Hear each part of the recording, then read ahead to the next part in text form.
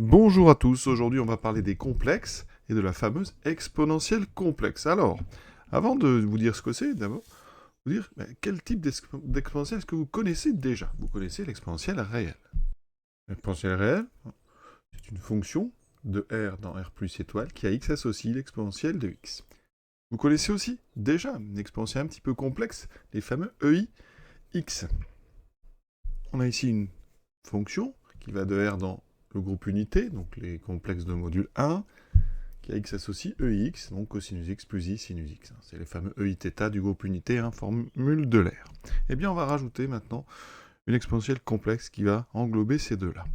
Eh bien, maintenant, on va créer un exponentiel complexe qui va englober ces deux-là, qui va les prolonger. Et on va donc travailler avec une application de C dans C, donc les complexes dans les complexes. On va prendre un complexe Z et on va lui associer tout simplement eh bien, E, donc avec exposant partie réelle de Z, multiplié par EI, partie imaginaire de Z. Oui, ces deux choses-là, on les connaissait déjà. Là, on a une exponentielle réelle. Là, on a les fameux EIθ. Et donc, cette formule, c'est la formule qui permet de calculer l'exponentielle d'un complexe. Et pour l'instant, on va la noter EXP. D'accord? Donc, exponentielle de Z, c'est donc... Alors ici, je vais noter Z pour pour un côté pratique, x plus y, avec x et y réel. Donc x, c'est la partie réelle, y, la partie imaginaire. Donc exponentielle de z, ça sera donc exponentielle x, e, i, y. Vous voyez, c'est très simple. Et on va montrer après bien, que les propriétés de cette exponentielle complexe, bien, elles sont les mêmes que celles exponentielles réelles. L'exponentielle d'une somme, ça sera le produit des exponentielles. Et ça va être très très intéressant. Et on finira, vous allez voir, par le noter à EZ avec le petit e. Prenons un petit exemple avec z égale 2 plus 3i. L'exponentielle donc de z, et donc l'exponentielle de la partie réelle de z, donc 2, multiplié par ei, donc avec la partie imaginaire, donc e3i. Alors attention, ici c'est i3i, donc c'est cosinus 3 plus i sinus 3. Donc ça, c'est des réels dont on ne connaît pas le cosinus du sinus. Autre exemple, z égale moins 2 plus pi sur 3i. Dans ces cas, l'exponentielle de z, c'est donc l'exponentielle de la partie réelle, donc moins 2 fois ei pi sur 3. Oui, pi sur 3, donc e moins 2, vous le savez, c'est 1 sur e carré, fois un cosinus pi sur 3, plus i sinus pi sur 3. Ce qui me donne donc 1 sur e carré, cos pi sur 3, c'est donc 1 demi, plus i sinus pi sur 3, c'est donc racine de 3 sur 2. Donc voici votre complexe, ça sera donc 1 sur 2e carré, plus i racine de 3 sur 2e carré. Alors les premières propriétés, si on prend donc le module d'exponentielle de z, c'est donc le module de ex, ey, toujours z égale x plus y. Module d'un produit, c'est le produit des modules. Et là, eh c'est très simple parce que exponentielle x c'est positif, c'est un réel. C'est donc ex. Et ey, c'est un élément du groupe unité, donc son module vaut 1. Donc l'exponentielle de z a un module qui est exponentielle de la partie réelle donc, de z. Propriété suivante, c'est que, quel que soit z, eh bien, exponentielle de z est non nulle. Effectivement, c'est le produit d'un exponentiel de x, donc un exponentiel c'est non nul, et d'un EIY qui est aussi non nul puisqu'il est dans le groupe unité. Donc ça veut dire que tous les exponentiels complexes ont un argument. Ce sera donc l'argument de EX, EIY, et donc c'est assez simple de voir que eh bien, l'argument, ça sera l'argument de EIY, d'accord, puisque X est un complexe strictement positif, et l'argument de Y, eh bien c'est Y évidemment modulo 2pi. Prenons maintenant Z réel. Eh bien l'exponentielle complexe de Z, c'est donc EI, eh bien partie réelle de Z, EI, partie imaginaire. Mais puisque Z est réel, imaginaire de Z est donc égal à 0, il me reste E partie réelle de Z fois EI 0. Et donc il reste exponentielle de partie réelle de Z, mais partie réelle de Z, c'est Z, donc il me reste exponentielle de Z. Donc sur R, l'exponentielle complexe et l'exponentielle réelle, eh bien c'est les mêmes. Et maintenant, on va prendre Z, un imaginaire pur.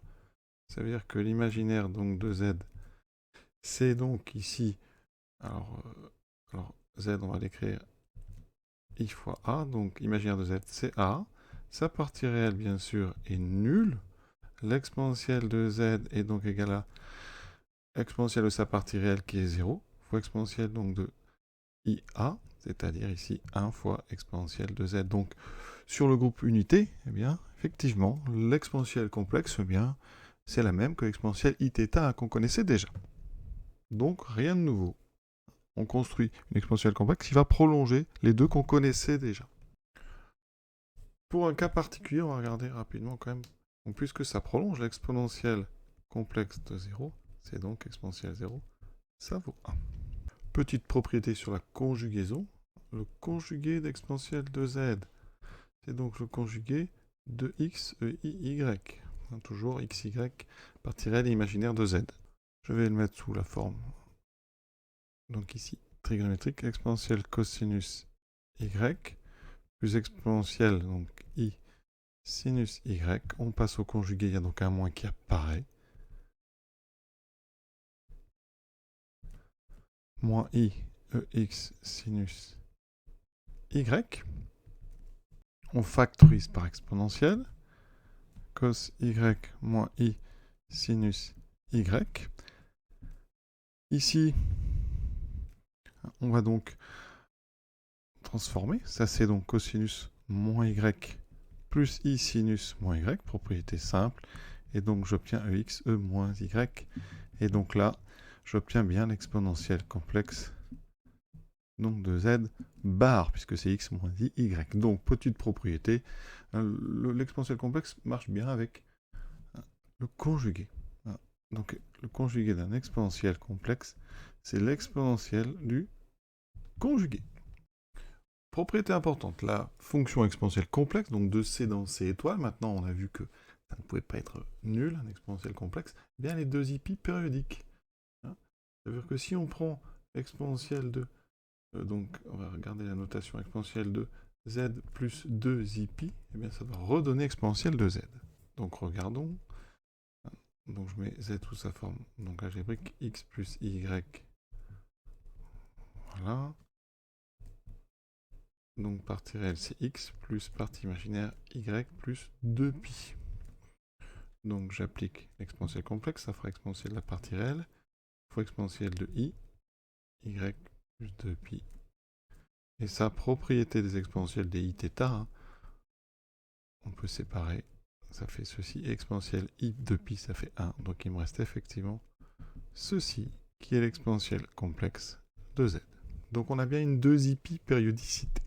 Et ça entraîne une propriété qui dit que, eh bien, pour tout z et z' complexes,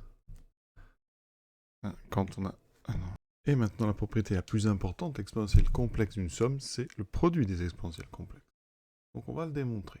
Donc je prends z, x plus y, z', x' plus y', bien sûr ce sont les formes algébriques, donc x, x', y', y' sont réels. L'exponentielle de z plus z', c'est donc exponentielle, j'additionne, donc partie réelle x plus x', plus y plus y'. J'obtiens donc exponentielle de x plus y fois ei, y plus y'. Et ça, il faut que je montre que c'est l'exponentielle de z fois l'exponentielle de z'. Donc je vais calculer le produit. Ça donne ceci. D'accord? Là, c'est un produit de 4 nombres, on peut changer l'ordre. J'obtiens ex, ex', donc ça c'est très bien. Propriété de l'exponentielle réelle, ça va se transformer en exponentielle de la somme. Et ici, c'est pareil. Donc j'obtiens ex plus x', ei, y plus y'. Et vous voyez qu'on est bien revenu à la même chose, donc l'exponentielle complexe d'un produit, d'une somme, c'est le produit des exponentielles complexes. Et donc avec ça, on va redémontrer, comme on l'a fait pour l'exponentielle réelle, propriété, par exemple, sur l'opposé de l'exponentielle de moins z, c'est 1 sur exponentielle de z, quel que soit z appartenant à c. On aura aussi donc l'exponentielle de eh bien, z moins z', qui est l'exponentielle de z sur l'exponentielle de z'. Et par récurrence, on peut montrer aussi qu'exponentielle de n, z, c'est exponentielle de z à la puissance n. Donc on a exactement toutes les propriétés qu'on a sur l'exponentielle réelle. Et donc l'idée ici maintenant, eh bien, c'est que à partir de là, on va noter l'exponentielle complexe de z exactement comme on note le réel petit e avec ici en exposant le z.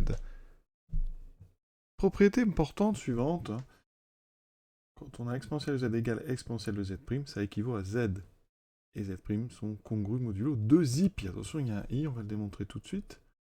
Donc exponentielle de z égale exponentielle de z'. On peut diviser puisqu'on a vu qu'on a les mêmes propriétés. Donc ça fait exponentielle de z sur exponentielle de z' égale à 1. Exponentielle z' est non nulle. Maintenant, ça fait exponentielle de z moins z'. C'est la propriété qu'on vient de voir.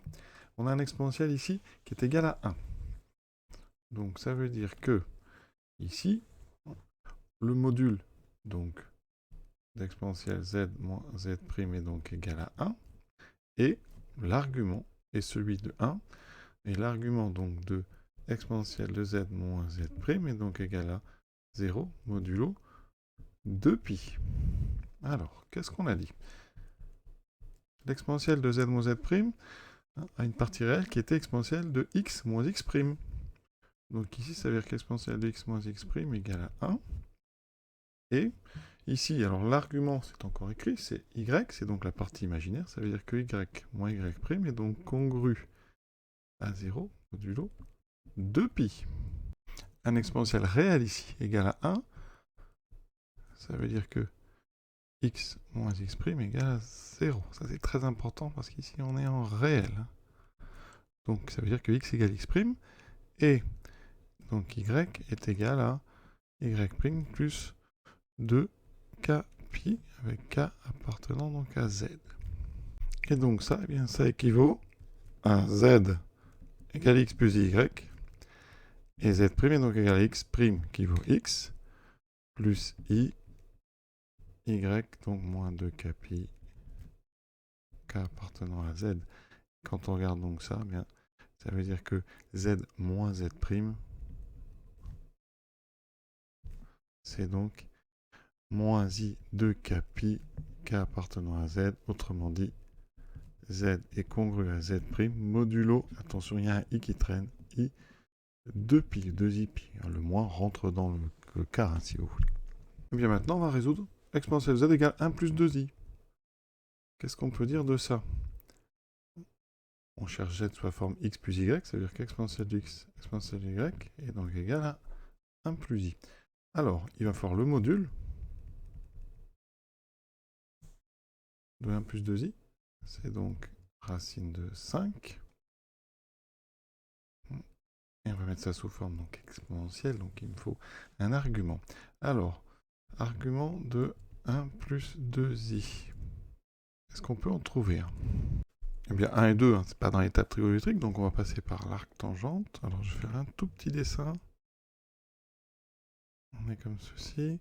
On est en 1, 2, donc votre complexe, il est ici. Donc, il a donc ici partie réelle et partie imaginaire positive. Ici, on a 1 et là, on a 2. On a tangente qui est sinus sur cosinus, donc ça fait 2 sur 1. Donc ici, il nous faut une arc tangente du nombre 2. Et arc tangente de 2, c'est effectivement entre 0 et pi sur 2, puisqu'on est ici. Si on avait été en face, en moins 1 par exemple, moins 2, il aurait fallu prendre l'arc tangente de 2 plus pi. Donc ici, eh bien, argument, on peut prendre donc arc tangente de 2, évidemment, modulo de pi. Et donc, on trouve ici que, attention, racine de 5, c'est l'exponentielle de x, donc x égale ln de racine de 5, et y, c'est donc l'arc tangente de plus 2k pi, k appartenant à z. Et donc notre nombre z, il y en a plusieurs, il y en a une infinité, c'est donc le logarithme de racine de 5, donc 1 demi de ln de 5, plus i fois donc arctangente 2 plus 2 kpi k appartenant à z. Donc on conclut, solution, c'est donc l'ensemble des nombres 1 demi ln de 5 plus i arctangente 2 plus i de kpi k appartenant à z. De façon plus générale, exponentielle de z égale a, pour solution z égale ln de module de a plus i argument de a plus i de kpi, donc k appartenant à z. Alors tout ce qu'on vient de dire pose la question du logarithme complexe. L'exponentielle sur R est bijectif, mais sur C, on a vu qu'ici, eh bien, plusieurs complexes peuvent avoir le même exponentiel, et donc pour faire marche arrière, c'est compliqué. C'est-à-dire qu'à chaque complexe de C étoile, eh bien, on pourrait associer une infinité de logarithmes. Donc c'est pour ça que le logarithme complexe est beaucoup plus compliqué. Donc on ne va pas en parler plus que ça. On a presque terminé. Il reste une petite chose dont on va avoir besoin, c'est de dériver certains types de fonctions. Donc je vous parle ici des fonctions donc, de R dans C, qui à x associe exponentielle à x. Mais ici, A est un complexe. D'accord ? Eh bien, cette fonction que je vais appeler f, eh bien f est dérivable. On peut dériver n'importe quelle exponentielle de ax, est dérivable sur donc R, et eh bien, la dérivée donc ira de R dans C, et AX associera tout simplement A exponentielle AX. Bon, alors, ça ressemble vraiment à la formule qu'on a vue chez les réels, c'est la même, mais là vous pourrez l'utiliser avec un nombre A complexe.